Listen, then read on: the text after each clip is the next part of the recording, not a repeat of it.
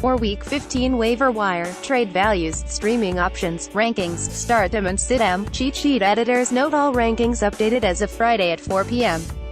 as to reflect the latest news and changes our experts have made. PPR rankings, QBR/BWR take ADST note all rankings for standard scoring. Quarterback rankings midweek update. The line in Kansas City has flipped and the Chiefs are now underdogs, with their implied total dropping. That combined with the realization of how good this Chargers defense is has caused Alex Smith to drop out of my top 12. He's been moving down for Dave and Jamie as well. Trusting Rodgers. Aaron Rodgers hasn't technically been cleared yet, but we're ranking as if he's going to play in Week 15.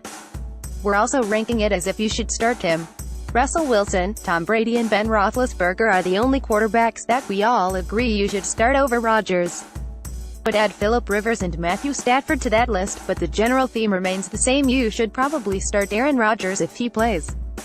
Letting your season ride with Blake Bortles. Bortles is my favorite Week 15 streaming option and he's a top 12 quarterback for two of us.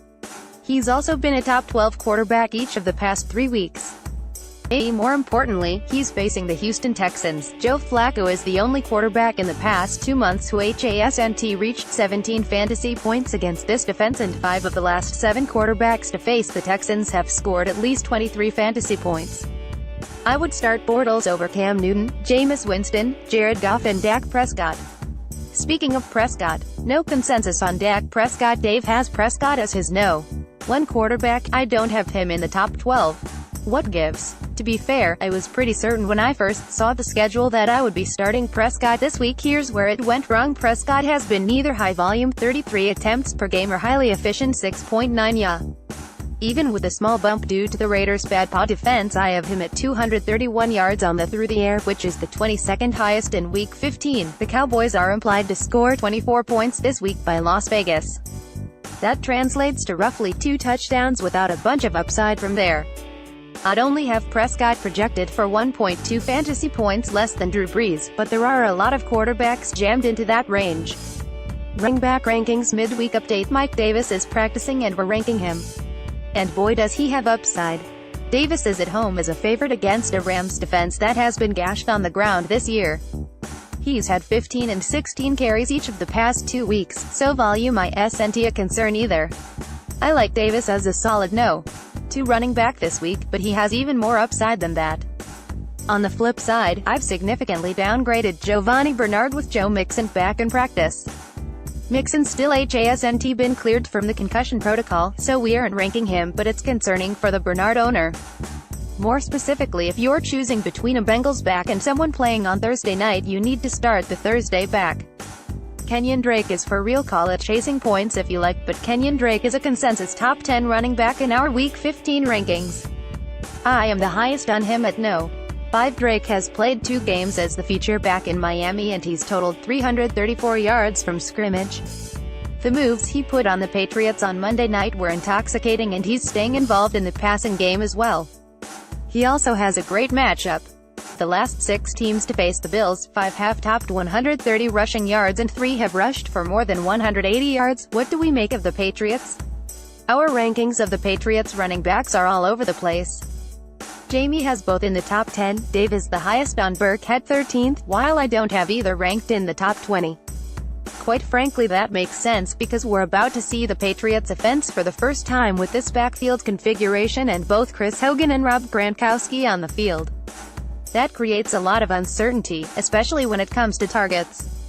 I like Burkhead the most because of his goal line duties, but both of these running backs are borderline #2s for me. Wide receiver rankings midweek update. Robert Woods is back, which really hurts the value of all of the Rams wide receivers.